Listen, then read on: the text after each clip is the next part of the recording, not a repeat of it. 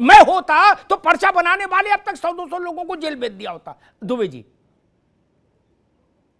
किसी देश के किसी प्रदेश में ऐसा मजाक आपने लगातार देखा है क्या, इन कंटिन्यूएशन, कि किसी भी परीक्षा में अगर 100 सवाल हैं तो उसमें 10-12 सवाल ऐसे मूर्खतापूर्ण जरूर रखे जाएंगे? नहीं। दीनदयाल जी की हत्या का शव कहां मिला था, है? उसमें मुगल सराय छोड़ के 4 ऑप्शन दे दिए, रजत जैसे पर्चा खत्म हुआ रजत हाईकोर्ट चले गए, भर्ती निरस्त। यही हो रहा है ना। तो पर्चा बनाने वालों की गर्दन नपनी चाहिए कि नहीं भैया दुबे जी? ये राष्ट्रद्रोह से भी बड़ा राष्ट्रद्रोह है भैया। 2-2 4-4 लाख लड़का जो है बैठता है और पता लगता है हाईकोर्ट में परीक्षा फंस गई।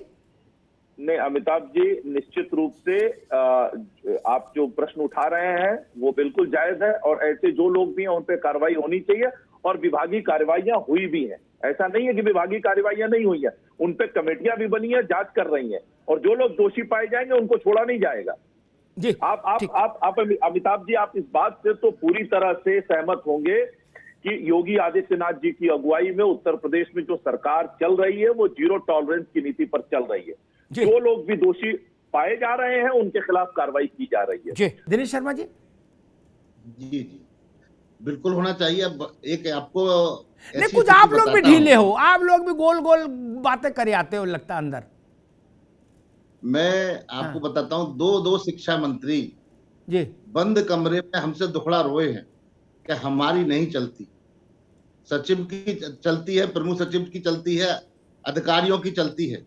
अब जब शिक्षा मंत्रियों की स्थिति ये है बड़े भाई कि हमारी नहीं चलती, देखिए एक आर्डर हुआ कि चतुर्थ श्रेणी नहीं रखे जाएंगे, लिपिक रखे जाएंगे। एक आर्डर हुआ कि ये होगा।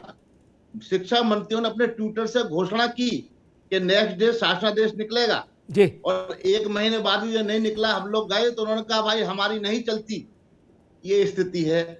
जहां तक माननीय मुख्यमंत्री जी की बात है, क्योंकि हम लोग समय मांगते हैं, भाई 10 बार समय मांगे, 1 बार समय मांगेगा। और आज चूंकि आप सम्मान की बात कर रहे हैं तो मैं आपको बड़ी अजीब स्थिति बताता हूं कि व्यवहारिक सम्मान तो छोड़िए, क्लास में शिक्षक के साथ जो आज तनाव है वो सबसे बड़ा तनाव ये है कि अब शिक्षक कैसे पढ़ाएगा, क्या पढ़ाएगा, ये शिक्षक के हाथ में नहीं है बड़े भाई। अब ये ऊपर से निर्धारित होकर के आता है कि हम ये वीडियो भेज रहे हैं, इस प्रकार का पढ़ाएंगे, अमुक दिन ये पढ़ाएंगे। वर्गीकरण होगा कि ये किस लायक है बच्चा, ये किस लायक है, ये बच्चा किस लायक है, इतने दिन में ये आना चाहिए।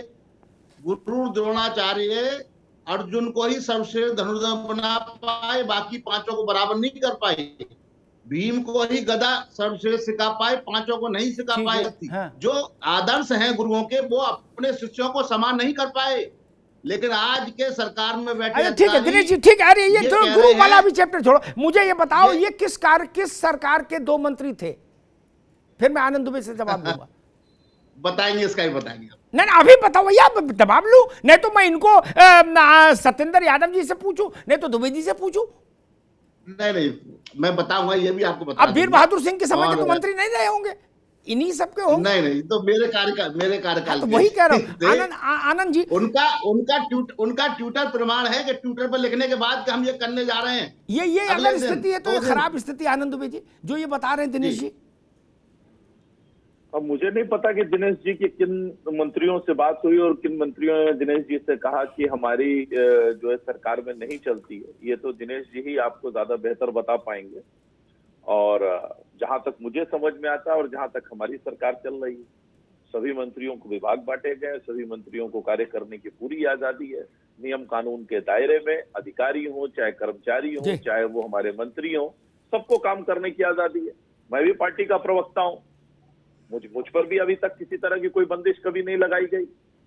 अगर कोई ऐसा इशू है जहां पर हमें पार्टी लाइन लेने की आवश्यकता है या हमें पूछने की आवश्यकता है तो निश्चित हम सलाह मशवरा करते हैं।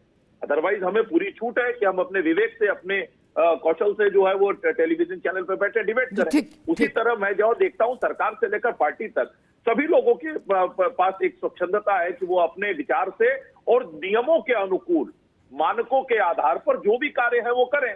अब दिनेश जी से कैसे उनकी बात हुई, दिनेश जी को उन्होंने क्यों कहा, ये दिनेश जी ज्यादा बेहतर बता सकते हैं। अधिकारी ही सरकार चला रहे, सरकार नेता चला ही नहीं रहे, अधिकारी ही सरकार चला रहे। जी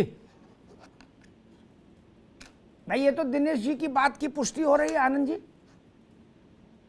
देखिए, दिनेश जी की अपनी विचारधारा है, अपनी सोच है, अपने अनुभव हैं, और सतेंद्र जी के अपने पूर्वाग्रह हैं, दुराग्रह हैं, और इनकी अपनी जो इस समय की पीड़ा है वो है। अब इनके समय में कौन सरकार चला रहा था कि पूरी की पूरी सरकार ही जो है वो बर्बाद थी। इनके समय में तो यही नहीं समझ में आता था कि मुख्यमंत्री कौन है, चाचा जी हैं कि भतीजा है कि पिताजी हैं कि परिवार के अन्य लोग हैं। अब यही नहीं पता चलता था। तो न ये पता चलता था कि अधिकारी कौन है, न ये पता चलता था कर्मचारी कौन है, किसी का मतलब पूरी की पूरी व्यवस्था ही जो है वो कटघरे में थी। सतेंद्र जी, सतेंद्र यादव जी ज्यादा बेहतर समझ सकते हैं कि इनके कार्यकाल में किस तरह की चीजें हुआ करती थी। उत्तर प्रदेश में भारतीय जनता पार्टी पहले कहती थी कि 5 मुख्यमंत्री, उसके बाद उत्तर प्रदेश की आज क्या स्थिति है, आज से नहीं 2017 के बाद उत्तर प्रदेश में 7 मुख्यमंत्री चल रहे हैं लगातार। प्राइम मिनिस्टर ऑफिस जो है एक अलग मुख्यमंत्री का एक पूरा प्रोटोकॉल लेकर चल रहा है उत्तर प्रदेश में, गृह मंत्री जी का पूरा प्रोटोकॉल अलग यूपी में चल रहा है, और मुख्यमंत्री हमारे योगी आदित्यनाथ जी का अलग प्रोटोकॉल चल रहा है।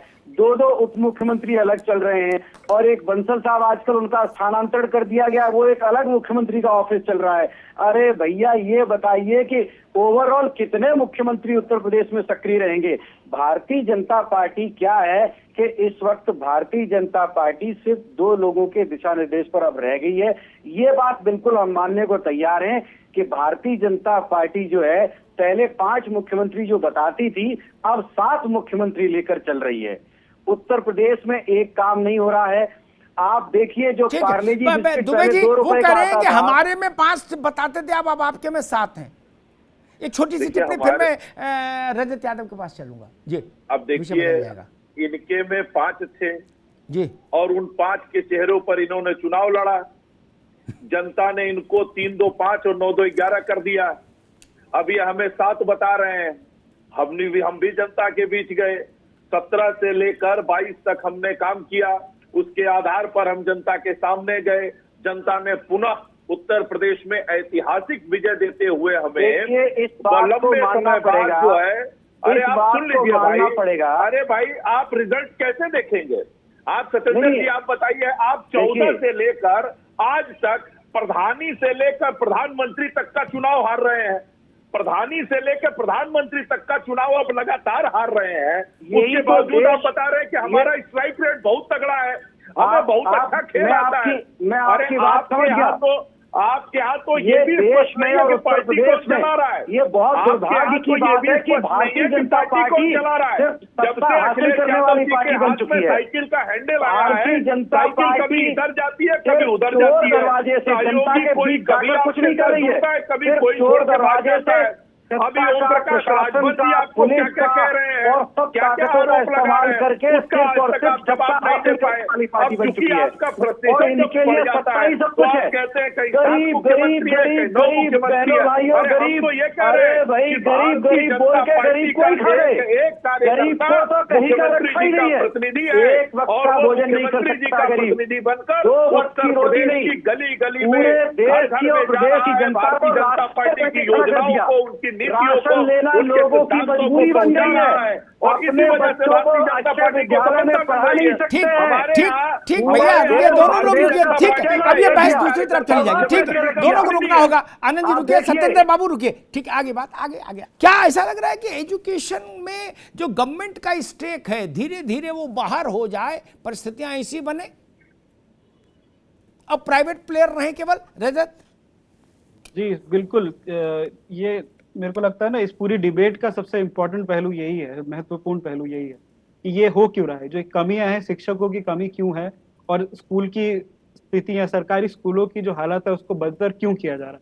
वो इसलिए किया जा रहा है, मैं आपको एक उदाहरण देता हूँ। आपने देश भर की बात करी, हरियाणा में भी पिछले कुछ दिनों में एक अजीबोगरीब नोटिफिकेशन मैं नहीं करूंगा, लेकिन एक खबर चली कि सरकारी स्कूल में अगर आप पढ़ोगे तो आपको 500 रुपए जितना कुछ फीस जमा करनी पड़ेगी, और अगर आप अपने बच्चे को प्राइवेट स्कूल में पढ़ाओगे तो सरकार आपको पैसा देगी। जी। अगर आप प्राइवेट में पढ़ाओगे तो सरकार देगी, और नहीं तो सरकारी में पढ़ाओगे तो आपको देना पड़ेगा। जी। तो आप मेरे को बताइए कि मैं अगर कोई खेती किसानी करने वाले परिवेश से आता हूँ और मेरा कोई छोटा भाई या कोई बच्चा है जिसको स्कूल भेजना है, तो मैं क्या उसको सरकारी स्कूल में भेज पाऊंगा? मैं तो प्राइवेट में भेजूंगा कि प्राइवेट में जाएगा, पढ़ेगा, उल्टा मेरे को 1100 रुपए अगर सरकारी स्कूल में पढ़ेंगे तो 1100 देना पड़ेगा जी। तो मेरे को पैसा उल्टा मिलेगा। मैं तो चाहूंगा कि भाई और प्राइवेट में जाया जाए। तो ये असल कहानी यही है, सारी असल कहानी यही है कि सरकार अपनी जिम्मेदारी से भागना चाह रही है। अच्छी शिक्षा जो हम सबको पता है सरकारी स्कूल में कौन पढ़ता है। ठीक। दिनेश जी, आपका तजुर्बा क्या कहता है? क्या सरकार एजुकेशन के सिस्टम से खुद को बाहर करना चाहती है कि एक हेलीकॉप्टर व्यू बना रहे, लेकिन अब वो मामला हटा दो भाई कि 3 लाख टीचर बेसिक में और 2 लाख टीचर में इंटरमीडिएट में और 1.5 लाख टीचर डिग्री में सरकार के रहें? वर्तमान में जो माहौल बनाया जा रहा है, मैं इसलिए शब्द प्रयोग कर रहा हूँ कि 1 अप्रैल से अगस्त आ गई है जी। अगस्त के लास्ट में हर महीने का चैप्टर निर्धारित परीक्षा होनी थी, लेकिन विद्यालय में किताबें नहीं है बड़े भाई जी। हाँ। लेकिन अभियान चला करके अप्रैल, मई, जुलाई, अगस्त निरीक्षण कराए जा रहे हैं। सैकड़ों अधिकारी निरीक्षण के लिए लगा है और सब निरीक्षण होने के बाद पूरे प्रदेश में 3500 शिक्षक अनुपस्थित मिले हैं।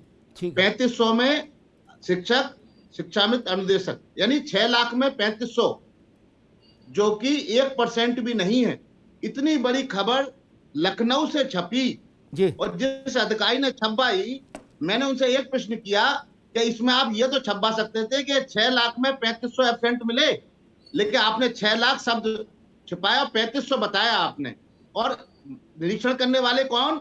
चिकित्सा विभाग जिसकी पोलियो अध्यापक पढ़ा रहा है, एसडीएम जिसकी वोटर लिस्ट अध्यापक पढ़ा रहा है, खाद्यान्न का सप्लाई ऑफिसर जिसका खाद्यान्न टीचर बंटवा रहा है, जिनके विभागों के काम टीचर कर रहा है वो अध्यापक चेक कर रहे हैं। और हम कहते हैं हमने इस बार संगठन ने कोई विरोध नहीं किया चेकिंग का, क्योंकि निरीक्षण हमारी सेवा का अंग है। लेकिन बड़े भाई 3500 अध्यापक पूरे प्रदेश में समझ गया। अभी मैं लास्ट में के अवसर आनंद जी को दूंगा उनसे। ठीक है रजत सिंह, छोटी सी टिप्पणी। क्या जो नौजवान खासतौर पर बेसिक शिक्षा के लिए तैयारी कर रहे हैं और उसके लिए संघर्ष कर रहे हैं कि नई भर्ती आए, 3 साल से 4 साल से भर्ती ही नहीं आई उत्तर प्रदेश में, क्या उनको इस बात का एहसास हो रहा है कि अब धीरे धीरे वो समय आएगा देश भर में कि एजुकेशन से सरकार अपने को एक बड़ी सीमा तक अलग कर लेगी? पूरा तो एक झटके में कहीं नहीं कर सकती कोई सरकार, लेकिन धीरे धीरे करके वो स्थिति हो जाएगी कि शिलालेख के स्मारक के तौर पर 2-4 स्कूल रहेंगे, लेकिन मोटे तौर पर अलग हो जाएगी। रजत सिंह सर, इस बात छोटी सी टिप्पणी करना, बात लंबी नहीं। हाँ, इस बात पर रखने से पहले सर आपको याद दिलाना चाहते हैं कि इससे पहले चुनाव से पहले जब पूर्व शिक्षा मंत्री सतीश द्विवेदी जी थे, उसमें बेसिक विभाग पर काफी 17,000 को उन्होंने लिखित आश्वासन दिया था कि हम भर्ती पद देंगे। आज जब नए शिक्षा मंत्री सतीश द्विवेदी जी संदीप सिंह जी से मुलाकात हुआ तो उन्होंने कहा कि अभी अनुपात समानुपात ठीक नहीं हुआ है, शिक्षक के पद संख्या ज्यादा हो चुकी है, हम भर्ती नहीं दे पाएंगे। और मैं डॉक्टर दिनेश सिंह जी से भी एक बात पे सहमत हूँ, जिन्होंने कहा कि ये जो कार्य है ये अधिकारी चला रहे हैं। उन्होंने ये भी कहा कि संदीप सिंह जी ने कहा देखिए अधिकारी जो चाहेंगे वही कर रहे हैं, अभी इस मामले में हम कुछ नहीं कर सकते हैं। अभी अधिकारियों द्वारा ये बताया गया है कि अनुपात समानुपात में अध्यापक की संख्या ज्यादा है। अभी हम 2-3 साल भर्ती के देने के लिए प्रयास करेंगे, कोशिश करेंगे, लेकिन अभी उम्मीद नहीं बन रही है। तो आप बताइए सर कि जो हर साल इन्होंने बीएड का 2022 में एडमिशन प्रक्रिया चालू कर दी, डीएलएड में शुरू कर दी, ये भर्ती प्रक्रिया हो तो ठीक है, इस कोर्सों को बंद कर दिया जाए। ठीक है,